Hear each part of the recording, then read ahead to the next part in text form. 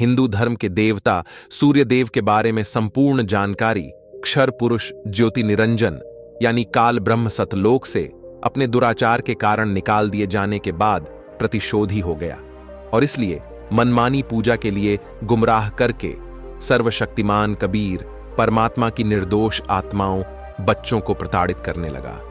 काल को प्रतिदिन 1 लाख मानव शरीरधारी जीवों का मैल खाने और प्रतिदिन 1.25 लाख उत्पन्न करने का श्राप लगा हुआ है।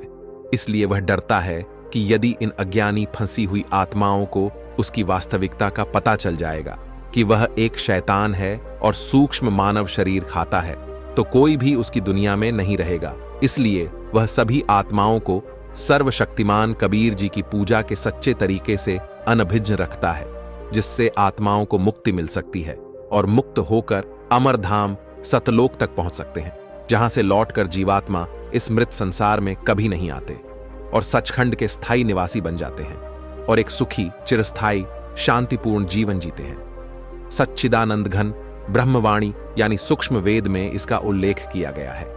सुर नर मुनिजन 33 करोड़ी बंधे सभी निरंजन डोरी। भगवान काल आत्माओं को ब्रह्मा विष्णु शिव गणेश दुर्गा हनुमान सूर्य देव और कई अन्य देवताओं की पूजा करने के लिए गुमराह करता है, जिनकी पूजा से साधकों को कोई लाभ नहीं मिल सकता है क्योंकि उनकी शक्तियां सीमित हैं और ये भगवान केवल कर्म के आधार पर फल प्रदान कर सकते हैं। साक्ष्य श्री दुर्गा पुराण स्कंद 3। ये सभी भगवान स्वयं जन्म और मृत्यु के दुष्चक्र में फंसे हुए हैं और अपने साधक को मोक्ष नहीं दे सकते हैं, अतः उनकी उपासना करना व्यर्थ है। जिसके विषय में श्रीमद् भगवद गीता अध्याय 16 श्लोक 23 में कहा गया है कि जो साधक शास्त्रों के विरुद्ध मनमाना आचरण अर्थात पूजा या कर्म करते हैं, उन्हें न तो सिद्धि प्राप्त होती है, न मोक्ष और न ही सुख की प्राप्ति होती है। अर्थात पूजा पवित्र शास्त्रों के अनुसार की जानी चाहिए, न कि अपनी इच्छा अनुसार, और तभी फलदायी परिणाम प्राप्त होंगे। यहां हम पवित्र शास्त्रों के प्रमाणों और महापुरुषों की वाणी के आधार पर जिनसे पूर्ण परमात्मा स्वयं मिले सूर्यदेव के बारे में तथ्य जानेंगे, जिन्हें साधक भगवान मानकर पूजा करते हैं और समझने की कोशिश करेंगे कि सूर्य देवता पूज्य भगवान हैं या नहीं। क्या सूर्य देव की पूजा से मोक्ष की प्राप्ति होती है तथा निम्नलिखित विषयों पर चर्चा भी करेंगे। भगवान सूर्य कौन है? संत गरीबदास जी महाराज द्वारा वर्णित सूर्य देव साक्ष्य श्रीमद् भगवद गीता। भगवान सूर्य ने सच्चा आध्यात्मिक ज्ञान प्राप्त किया। हिंदू और मुसलमान भगवान सूर्य की पूजा करते हैं। भगवान सूर्य तीर्थ की स्थापना। क्या भगवान सूर्य की पूजा से साधकों को कोई लाभ मिलेगा? भगवान सूर्य मोक्ष के प्रदाता नहीं है। प्रलय में सूर्य देव की भूमिका। पूज्य भगवान कौन है? भगवान सूर्य या सूर्य देव कौन है? भगवान सूर्य को आदित्य, भानु, रवि, पूषण, भास्कर, प्रभाकरण, विवस्वान आदि के नाम से भी जाना जाता है, जो अग्निदेव से जुड़े हैं। यह आकाश गंगा में घूमता हुआ आग का गोला है, जो प्रकाश और ऊर्जा का स्रोत है। उन्हें त्रिशूल, चक्र, गदा, छड़ी और शंख जैसे हथियार लेकर 7 घोड़ों द्वारा खींचे गए रथ पर सवार देवता के रूप में चित्रित किया जाता है।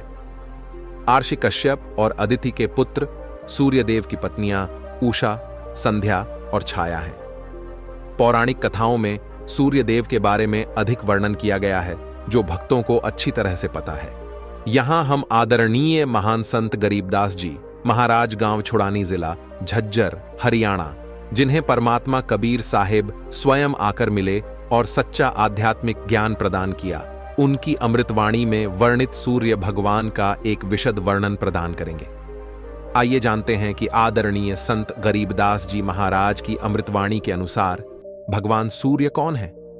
संत गरीबदास जी महाराज की वाणी में सूर्य देव का वर्णन संदर्भ पुस्तक यथार्थ भक्तिबोध, असुर निकंदन रमैनी, तत्वदर्शी संत रामपाल जी महाराज द्वारा लिखित के पृष्ठ 136, 136 पर किया गया।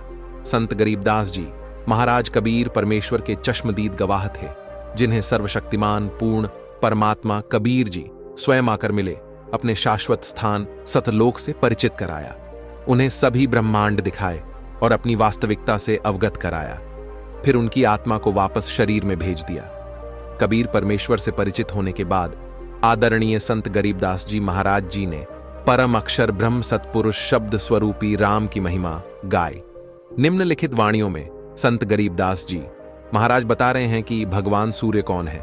कश्यप पुत्र सूरज सुर ध्यानी, 3 लोकमय किरण समानी, 7,000 संगी बाल खेलम बीना रागी, अजब बलेलम 3 कोटि योद्धा संग जाके सिकबंदी है पूर्ण साके, हाथ खड्ग गल पुष्प की माला कश्यप सुत है, रूप विशाल कौसत मणि जद्य विमान, तुम्हारा सूरनर मुनिजन करता जुहारा, चंद सुर चकवे पृथ्वी माही निस, वास्त्र चरणों चित लाही पीठे सूरज सम्मुख चंदा काटें, त्रिलोकी के फंदा तारायण सब स्वर्ग समूलम, पाखे रहे सदगुरु के फूलम। आइए सूर्यदेव के बारे में समझने के लिए इस वाणी का अर्थ समझते हैं। वाणी कश्यप पुत्र सूरज सुर ध्यानी, 3 लोक मैं किरण समानी। व्याख्या श्री ब्रह्मा जी के पुत्र श्री कश्यप जी थे। आर्षि श्री कश्यप जी के पुत्र श्री सूर्यदेव थे, जो एक ब्रह्मांड में सभी प्रकाश स्रोतों के प्रमुख हैं, जिनके तहत कई सूर्य आदि हैं जो प्रकाश के स्रोत हैं। श्री सूर्यदेव के बारे में कहा गया है कि वे बहुत बुद्धिमान हैं। वाणी 7,000 संगी बाल खेलम, बीना रागी अजब बलेलम, 3 कोटि योद्धा संग जाके सिख बंदी है पूर्ण साके। व्याख्या जब सूर्यदेव रथ पर सवार होते हैं तो उनके साथ 60,000 बच्चे नाचते हैं और 30 लाख योद्धा आगे पीछे चलते हैं। वीणा आदि वादन में निपुण भगवान सूर्य के रथ के आगे 60,000 बच्चे दौड़ते हैं और मधुर भजन गाते हैं। 3 करोड़ योद्धा सूर्यदेव के रथ के पीछे चलते हैं, जो सिकबंदी हैं, यानी वे पूर्ण रूप में योद्धा हैं। पूर्ण साक्य का अर्थ है कि उनकी बहादुरी अत्यधिक महिमा मंडित है। वाणी हाथ खड्डिय छगल पुष्प की माला, कश्यप सुत है रूप विशाल कौसत मणि जद्य विमान, तुम्हारा सुरनर मुनिजन करत जुहारा। व्याख्या आर्षि कश्यप के पुत्र सूर्यदेव खड्डहग तलवार लिए रथ पर विराजमान हैं। उनके रथ के चारों ओर एक कौस्तभ रत्न विराजमान है और सूर्यदेव के गले में फूलों की माला है। हे कश्यप मुनि के पुत्र, आपका रूप शरीर विशाल है। आपका जुहारी अर्थात सम्मान भजनों के माध्यम से अन्य सुरों, देवताओं और नर भक्तों और ऋषियों द्वारा किया जाता है। हर कोई आपका सम्मान करता है। वाणी चंद सुर चकवे पृथ्वी माही, निस्वासर चरणों चित्त लाही। व्याख्या सूर्यदेव और उसके उपग्रह चंद्रमा का प्रकाश चकवे है, अर्थात चक्रवर्ती, अर्थात यह पृथ्वी पर सर्वत्र है। इस वाणी से भक्तों को यह संदेश दिया गया है कि ऐसे महापुरुष यानी सूर्यदेव का सम्मान निशा रात और वसर दिन होना चाहिए। उनकी महिमा को दिन रात याद रखना चाहिए। वाणी पीठे सूरज सम्मुख चंदा काटें त्रिलोकी के फंदा। व्याख्या आगे और पीछे का अर्थ है हर स्थान पर सामूहिक रूप से सूर्य और चंद्रमा तीनों लोकों के अंधकार को दूर करते हैं, अर्थात अंधकार को नष्ट करना और प्रकाश को फैलाना सूर्य देव के अधीन है। वाणी तारायण सब स्वर्ग समूलम, पिपाखे रहे सदगुरु के फूलम। व्याख्या उपरोक्त प्रकाश स्रोत जो भगवान सूर्य के अधीन है, उनके सहित सभी तारे और स्वर्ग, संपूर्ण उत्पत्ति सृष्टि आदि सतलोक आदि के फूल सतगुरु सहित उपरोक्त सभी क्षेत्र सर्वशक्तिमान कबीर जी के अधीन हैं, जो संत गरीबदास जी से सतगुरु रूप में मिले थे। सभी फूल खिल रहे हैं, अर्थात पूरी सृष्टि कबीर परमेश्वर के बगीचे का फूल है। उपर्युक्त अमृत वाणी में भगवान सूर्य का सबसे अच्छा वर्णन किया गया है। आइए आगे बढ़ते हुए पढ़ें कि सूर्य देव ने सच्चा आध्यात्मिक ज्ञान कैसे ज्ञान प्राप्त किया था। भगवान सूर्य ने श्रीमद् भगवद गीता से सच्चा आध्यात्मिक ज्ञान प्राप्त किया। पूर्ण परमात्मा कबीर जी ने सृष्टि रचना के बारे में सर्वप्रथम ब्रह्मा जी को आध्यात्मिक ज्ञान प्रदान किया था कि कैसे आत्माएं कसाई ब्रह्म यानी काल के जाल में फंस गईं। फिर यह ज्ञान अन्य संतों तथा महंतों तक पहुंचा, जिन्हें सच्चिदानंद घन ब्रह्म की अमृत वाणी को सूक्ष्म वेद में लिपिबद्ध किया गया है, जिसका प्रमाण पवित्र श्रीमद् भगवद गीता में भी स्पष्ट है। गीता ज्ञानदाता ने गीता अध्याय 4 श्लोक 1-3 में अर्जुन को उसी शाश्वत भक्ति के बारे में बताया है कि उन्होंने भगवान सूर्य को भक्ति का यह अमर मार्ग दिया। तब सूर्य देव ने अपने पुत्र मनु से यह बात कही। मनु ने आगे यह ज्ञान अपने पुत्र इक्ष्वाकु को दिया। फिर यह ज्ञान कुछ अराशियों संतों के पास पहुंचा। इस तरह इस परंपरा को आगे बढ़ाया गया। बाद में यह तत्व ज्ञान लंबे समय के लिए गायब हो गया। द्वापर युग से बहुत पहले यह विलुप्त हो गया था। मनु इक्ष्वाकु आदि सब सतयुग के प्रथम चरण में आए हैं। चूंकि तुम मेरे प्रिय मित्र हो, इसलिए मैंने तुम्हें वही ज्ञान दिया जो कि तुम्हें गुप्त रखना चाहिए।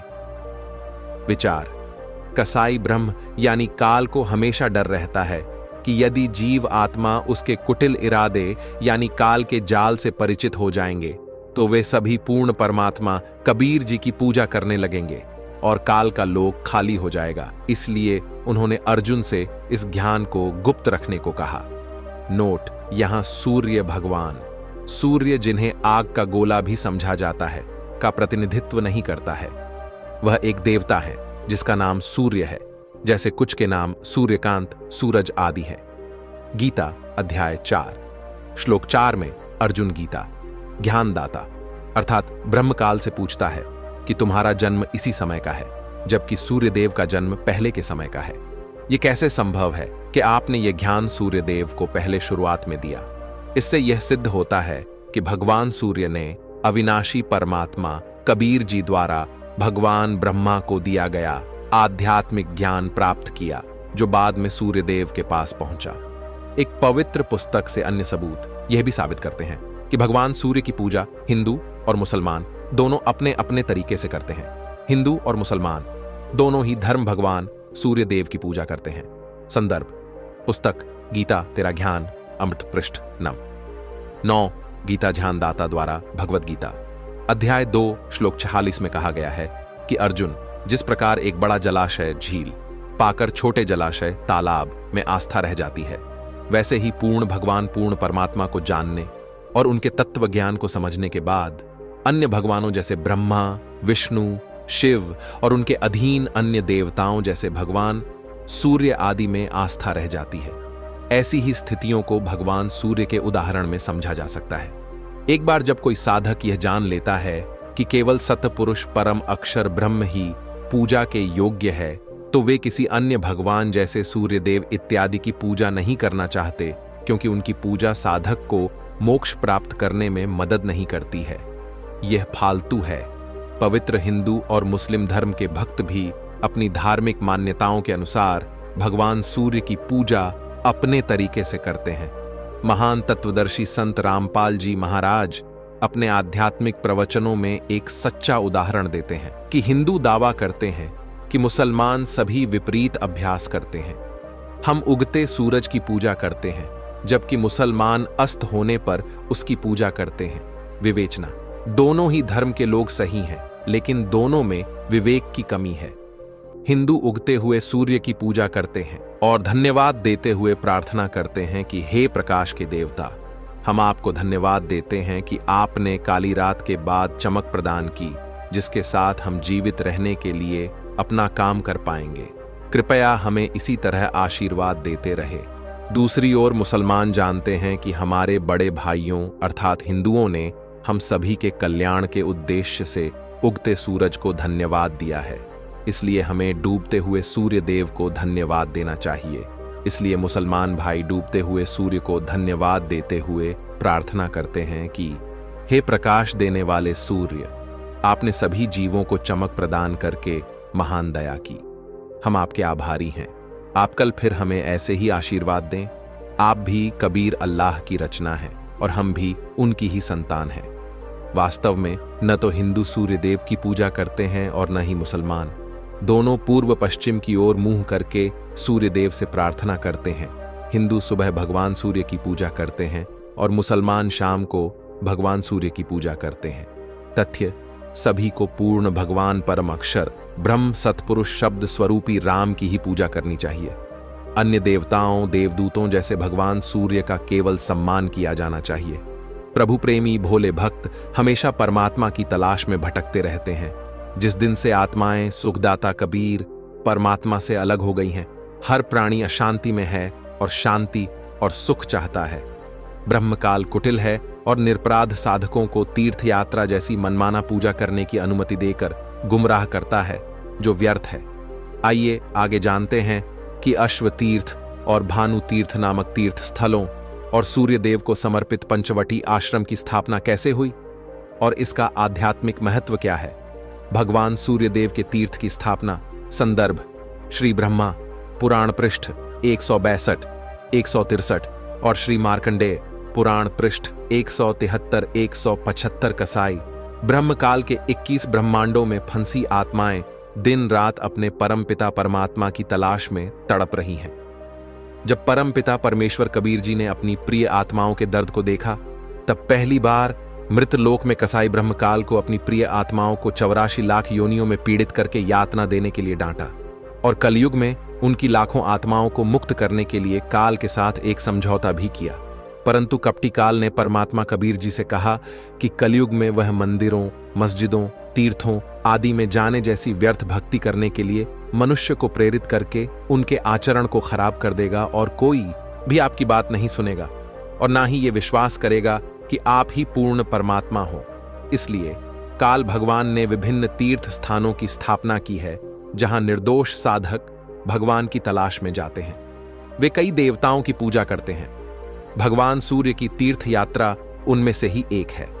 आइए सूर्य देव को समर्पित अश्वतीर्थ और भानु तीर्थ और पंचवटी आश्रम की स्थापना के पीछे की सच्चाई और इसके आध्यात्मिक महत्व को जानें। सूर्यदेव आदित्य, आर्षि कश्यप के सबसे बड़े पुत्र हैं। मार्कंडेय पुराण के अनुसार महान ऋषि विश्वकर्मा की पुत्री संध्या, उषा उनकी पत्नी है। संध्या भगवान सूर्य की गर्मी को सहन न कर पाने के कारण दुखी रहती थी, इसलिए उसने अपनी सिद्धि से ठीक अपने जैसी ही एक और महिला बनाई और उसका नाम छाया रखा, और उसे कहा कि तुम मेरे समान होने के कारण मेरे पति की पत्नी की तरह रहो। लेकिन इस रहस्य को सूर्यदेव और उनके बेटे को नहीं बताने के लिए कहा। तत्पश्चात संध्या उषा ने महल छोड़ दिया और तपस्या करने के लिए उत्तर कुरुक्षेत्र की ओर चली गईं। घोड़ी का रूप धारण करके वह तप करने लगी। कुछ समय बाद सूर्यदेव को सच्चाई का पता चला, इसलिए वह अपनी पत्नी संध्या की तलाश में निकल पड़े। उन्होंने घोड़े का रूप धारण कर लिया और अपनी पत्नी के साथ संबंध बनाने की चेष्टा करने लगे। संध्या ने भगवान सूर्य को नहीं पहचाना और अपने सम्मान को बचाने के लिए उसने बचने की कोशिश की और वहां से भाग गई और गौतमी नदी के तट पर पहुंच गई। सूर्यदेव ने संध्या की पहचान की और संबंध बनाने के लिए बेताब हो गए, इसलिए जबरदस्ती संध्या को संबंध बनाने के लिए मजबूर किया। लेकिन जबरदस्ती शारीरिक संबंध बनाने के गलत तरीके के कारण अश्वनी कुमार के नासत्य और दसर नामक 2 पुत्रों का जन्म उषा संध्या के मुख से हुआ। सूर्यदेव के गिरे हुए वीर्य से एक और तीसरा पुत्र उत्पन्न हुआ, जिसका नाम रेवंत रखा गया। तत्पश्चात वह स्थान सूर्यदेव की याद में अश्वतीर्थ, भानु तीर्थ और पंचवटी आश्रम के नाम से प्रसिद्ध हुआ। यहां अनेक देवों और तीर्थों का पृथक पृथक समागम होता है। नोट: निर्दोष साधकों के बीच गलत धारणा यह है कि इस तीर्थ यात्रा से उनके गुणों में वृद्धि होगी, उन्हें जीवन में सुख समृद्धि मिलेगी और पापों से मुक्ति मिलेगी। इस स्थान में स्नान, दान और कीर्तन करने से साधकों को कई गुण प्राप्त होंगे। ऐसा माना जाता है कि पूर्वोक्त संगम में लगभग 27,000 तीर्थ यात्रियों का समुदाय है। विचार करें, क्या सूर्यदेव की स्मृति में स्थापित ऐसे तीर्थ की यात्रा से साधकों को कोई लाभ होगा? क्या सूर्यदेव ने स्वयं मोक्ष प्राप्त किया था? क्या उनकी पत्नी छाया और उनके बच्चों को मोक्ष की प्राप्ति हुई? क्या इस तीर्थ में दर्शन और पूजा करने से भगवान सूर्य के भक्त मोक्ष प्राप्त कर लेंगे? कलयुग में जीवात्माओं को भ्रमित रखने के उद्देश्य से इन तीर्थों, मंदिरों, मस्जिदों आदि की स्थापना की गई है। लेकिन सवाल यह है कि जब वहां भगवान नहीं हैं, तो उनके दर्शन करने का क्या मतलब है? आइए जानने के लिए आगे बढ़ते हैं। क्या भगवान सूर्य की पूजा से साधकों को कोई लाभ मिलता है? क्या इस तरह की पूजा किसी पवित्र ग्रंथ से सिद्ध होती है? क्या भगवान सूर्य की पूजा से साधकों को कोई लाभ मिल सकता है? कोई भी पवित्र ग्रंथ सूर्यदेव की पूजा करने की पुष्टि नहीं करते हैं। सूर्यदेव स्वयं नाशवान है। सूर्यदेव की पूजा करना व्यर्थ है। साधक भगवान सूर्य को प्रसन्न करने के लिए ओम आदित्याय नमो नमः और ओम सूर्यदेवाय नमः आदि मंत्रों का जाप करते हैं, लेकिन किसी भी पवित्र शास्त्र में इन मंत्रों का कोई प्रमाण नहीं है। इसके विपरीत मनमुखी साधना पवित्र श्रीमद् भगवद गीता अध्याय 16 श्लोक 23-24 में निषिद्ध है। गीता अध्याय 17 श्लोक 23 स्पष्ट करता है कि जप करने का एकमात्र मंत्र ओम तत्सत है, जिसमें तत्सत सांकेतिक है। केवल तत्वदर्शी संत ही इसकी व्याख्या करते हैं कि किस प्रकार जाप करने से इन मंत्रों से मोक्ष की प्राप्ति होती है। बाकी सभी मंत्र व्यर्थ हैं। सच्चिदानंद घन ब्रह्म की अमृतवाणी में उल्लेख किया गया है कि त्रिदेवों ब्रह्मा, विष्णु और शिव की पूजा व्यर्थ है और साधकों को मुक्ति नहीं दे सकती है। सूर्यदेव आदि अन्य देवताओं की पूजा करना तो दूर की बात है, यह देवता काल के लोक में पूजे जाने भगवानों की पहली श्रेणी में भी नहीं आते हैं। तत्व ज्ञान की कमी के कारण निर्दोष साधक अपने बहुमूल्य मानव जन्म को मनमाने ढंग से पूजा करने में बर्बाद कर देते हैं, जो व्यर्थ है।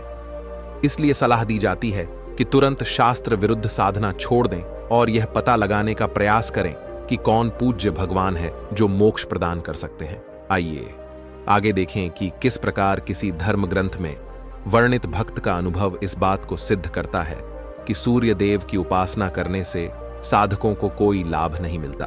परम अक्षर ब्रह्म सतपुरुष की पूजा से ही साधकों को मुक्ति मिलती है। भगवान सूर्य मोक्ष के प्रदाता नहीं है। भगवान सूर्य मोक्ष के प्रदाता नहीं है। संदर्भ पुस्तक मुसलमान नहीं समझे, ज्ञान कुरान, अध्याय कादिर खुदा का कलयुग में प्राकट्य, पृष्ठ 116-117। अज्ञानतावश भोले भक्त भगवान सूर्य की पूजा करते हैं और यह मानते हैं कि वह उन्हें सुख देंगे, जबकि वास्तविकता यह है कि परम पिता परमात्मा कबीर परमेश्वर दयालु हैं और अपनी प्रिय आत्माओं को सभी सुखों का आशीर्वाद देते हैं। भगवान अपनी महिमा नहीं चाहते, बल्कि चाहते हैं कि कलयुग में भक्ति की नियत बनी रहे। समय आने तक उनके बच्चे गलती से अगर किसी अन्य देवता की भक्ति कर रहे हों, तब भी वे भक्ति में विश्वास रखें। तब सभी को पता चल जाएगा कि सुख देने वाला भगवान कौन है। इस पुस्तक में भक्त सुदर्शन के माता पिता के बारे में एक सच्ची कहानी है, जिन्होंने सूर्य देव की पूजा पुत्र प्राप्त करने के उद्देश्य से की थी, क्योंकि उनके विवाह के बाद कोई संतान नहीं थी, लेकिन उन्हें कोई आध्यात्मिक लाभ भी नहीं मिला। भक्त सुदर्शन, जिन्हें कबीर परमेश्वर ने शरण में लिया, के पिता का जन्म कुलपति ब्राह्मण के रूप में हुआ और उनकी माता का नाम माहेश्वरी था। एक दिन माहेश्वरी एक पुत्र की प्राप्ति के लिए खुले हाथों से भगवान सूर्य की पूजा कर रही थी। दयालु परमेश्वर कबीर जी ही वास्तव में अपने भक्त की हर मांग को पूरा करते हैं, लेकिन तत्व ज्ञान की कमी के कारण हम यह नहीं पहचान पाते कि भगवान कौन है। जब वह पूजा कर रही थी, सर्वशक्तिमान कबीर परमात्मा शिशु रूप धारण करते हुए माहेश्वरी के हाथों में प्रकट हुए। उन्होंने इसे सूर्य देव का आशीर्वाद माना और बालक रूप भगवान कबीर जी को घर ले आईं। वे बहुत गरीब थे, जिसके बाद उन्हें प्रतिदिन बालक कबीर परमेश्वर के तकिए के नीचे से 1 ग्राम सोना मिलने लगा। उन्होंने फिर गलती से सोना प्राप्त करना भगवान सूर्य का आशीर्वाद मान लिया। जब कबीर परमेश्वर 5 वर्ष के हुए तो उन्होंने अपने मुंह बोले माता पिता को तत्व ज्ञान दिया, लेकिन उन्होंने उन्हें सिर्फ एक बच्चा मानकर विश्वास नहीं किया। उन्होंने उस मानव जन्म में कबीर परमेश्वर की पहचान नहीं की, बल्कि सूर्य देव की मनमानी पूजा करते रहे, जो उन्हें कोई लाभ प्रदान करने में असमर्थ थी, जिसके कारण शिशु रूप में भगवान कबीर जी गायब हो गए।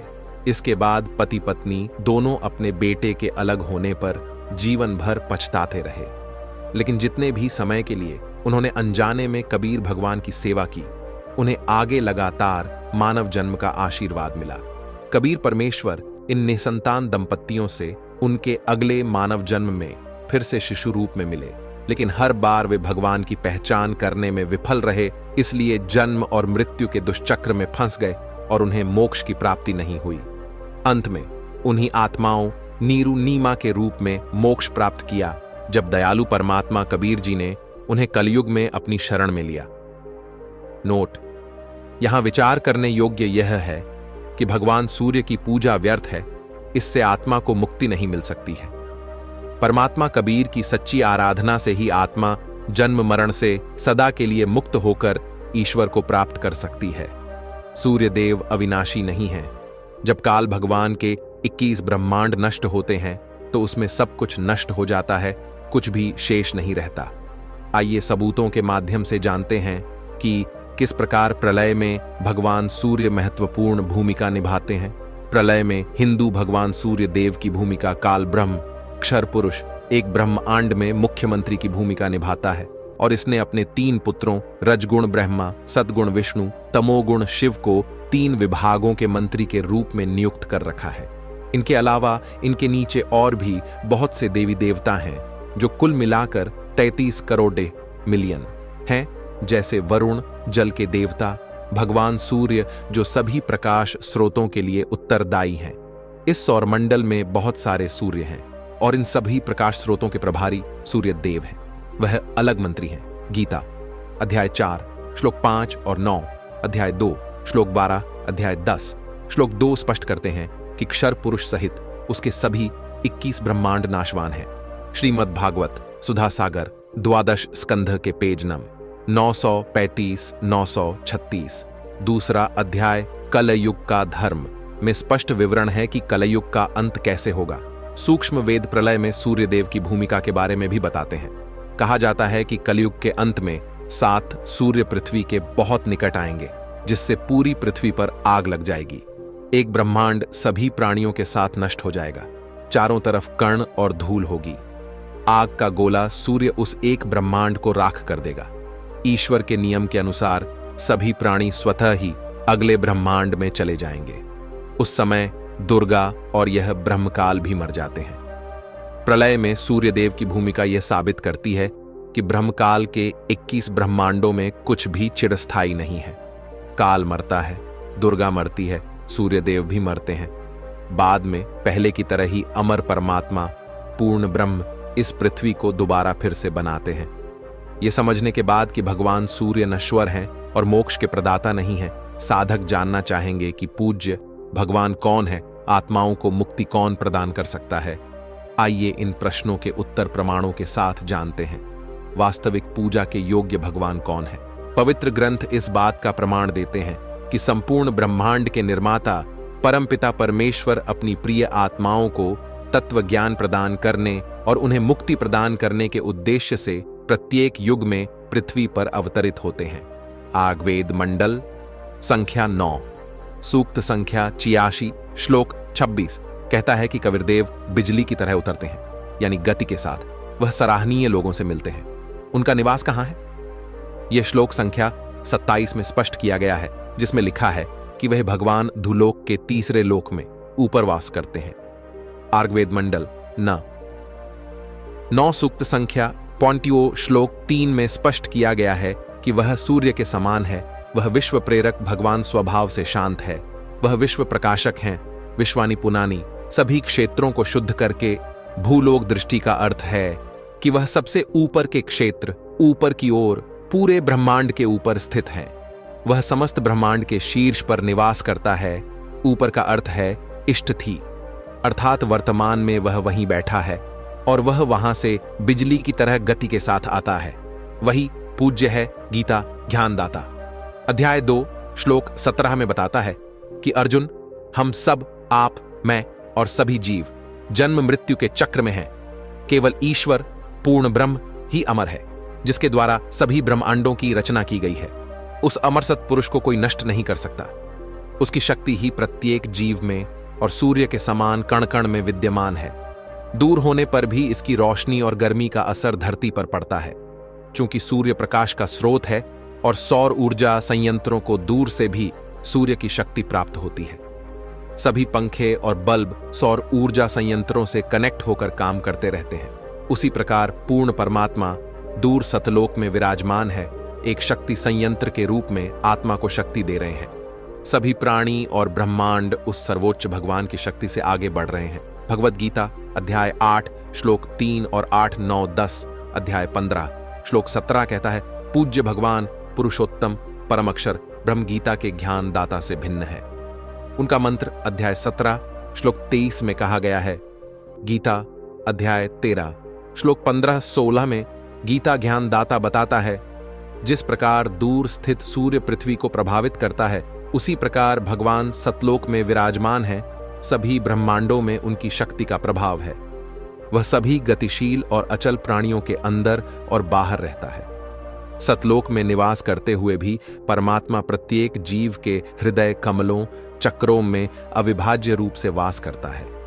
सूक्ष्म होने के कारण उसकी सही स्थिति का पता नहीं चल सकता है, अर्थात हम उसे अपनी आंखों से नहीं देख सकते हैं। यहाँ गीता ज्ञानदाता स्वयं से भिन्न एक ऐसे ईश्वर के बारे में बताता है जो जानने योग्य और पूजनीय है और संपूर्ण सृष्टि के रचयिता हैं। गीता अध्याय 13 श्लोक 17 में कहा गया है कि परम अक्षर ब्रह्मपूर्ण परमात्मा को ज्योतियों की भी ज्योति कहा गया है, जो माया काल से भिन्न है। वह केवल सच्चे आध्यात्मिक ज्ञान के माध्यम से जानने और प्राप्त करने के योग्य है। वह हर किसी के दिल में खास तरह से स्थित है। सूर्य दूर स्थित होते हुए भी पानी के हर घड़े में दिखाई देता है, हालांकि यह उन बर्तनों में नहीं है, लेकिन अपनी गर्मी प्रदान करते हुए उन बर्तनों को प्रभावित करता रहता है। इसी प्रकार दूर सनातन जगत में स्थित ईश्वर सर्वत्र प्राणियों पर अपनी शक्ति का प्रभाव रखता है। गीता अध्याय 13 श्लोक 31 में कहा गया है कि परम अक्षर ब्रह्म अनादि है और उसकी शक्ति निराकार निर्गुण है। ये ईश्वर देह में रहते हुए भी वास्तव में न तो कुछ करता है और न ही प्रभावित होता है। अर्थ यह है कि जैसे दूर स्थित सूर्य पानी के घड़े पर दिखाई देता है और अपनी शक्ति से हमें लगातार प्रभावित करता है, जो निराकार साधन है, उसी तरह परम भगवान सतलोक में रहते हैं, प्रत्येक आत्मा में छाया के रूप में निवास करते हैं। जिस प्रकार सूर्य का विकिरण अवतल लेंस पर प्रचंड ऊष्मा उत्पन्न करता है और अपना प्राकृतिक प्रभाव रखता है, उसी प्रकार शास्त्रों के अनुसार पूजा करने वाला भक्त अवतल लेंस के समान हो जाता है, जिससे उसे ईश्वर की शक्ति का अधिकतम लाभ मिलता है। दूसरी ओर जो भक्त शास्त्रों के विरुद्ध मनमाने तरीके से पूजा करता है, उसे उसके कर्मों का फल मिलता है। वह उत्तल लेंस की तरह है। गीता अध्याय 13 श्लोक 33 में कहा गया है कि जैसे एक सूर्य पूरे ब्रह्मांड को रोशन करता है, वैसे ही पूर्ण भगवान परम अक्षर ब्रह्म पूरे ब्रह्मांड को प्रकाशित करता है। ऋग्वेद मंडल संख्या 9 सूक्त 86 मंत्र संख्या 26-27, ऋग्वेद मंडल संख्या 9 सूक्त 54 मंत्र संख्या 3 और सूक्ष्म वेद बताते हैं कि परम भगवान परम अक्षर ब्रह्म के शरीर का प्रकाश अत्यधिक है। उनके एक रोमकूप की चमक करोड़ों सूर्यों और चंद्रमाओं के संयुक्त प्रकाश से भी अधिक है। वह अमर अविनाशी परमात्मा सभी को शुद्ध और सभी को लाभ प्रदान करता है। उसकी ही पूजा करनी चाहिए। इस प्रकार सिद्ध हुआ कि कबीर देव ही पूजने योग्य हैं। निष्कर्ष उपर्युक्त तथ्य साबित करते हैं कि सूर्य देव नाशवान है। निर्दोष साधक अज्ञानता के कारण भगवान सूर्य की पूजा करते हैं और अपना मानव जन्म बर्बाद कर देते हैं। मानव जन्म बहुत कीमती है, जिसे भगवान सूर्य या किसी अन्य देवता की व्यर्थ पूजा में बर्बाद करने के बजाय सर्वशक्तिमान परमपिता परमेश्वर कबीर जी की सच्ची पूजा करके सफल करना चाहिए। पाठकों, साधकों, उपासकों को सलाह दी जाती है कि वे महान प्रबुद्ध तत्वदर्शी संत रामपाल जी महाराज जी की शरण लें, जो स्वयं कबीर परमेश्वर हैं और पूरी मानव जाति के कल्याण के लिए आए हैं। वह सतभक्ति प्रदान कर मोक्ष देने के लिए पृथ्वी पर अवतरित हुए हैं। आप सभी से अनुरोध है कि जल्दी से जल्दी संत रामपाल जी महाराज जी से दीक्षा लें और मोक्ष प्राप्ति के पात्र बने। नोट: सच्चिदानंद घन ब्रह्म की वाणी में उल्लेख किया गया है कि मुक्त आत्माओं को सतलोक में अत्यधिक प्रकाशमान शरीर मिलता है, जिनकी चमक 16 सूर्यों के बराबर होती है। वहां शरीर एक नूरी तत्व से बना है जो अत्यधिक चमकदार है। इसीलिए आप सभी से हाथ जोड़कर प्रार्थना है कि एक पल की भी देरी न करते हुए महान प्रबुद्ध संत रामपाल जी महाराज जी से नाम दीक्षा लेकर और सत भक्ति करके सतलोक सचखंड के स्थायी निवासी बने।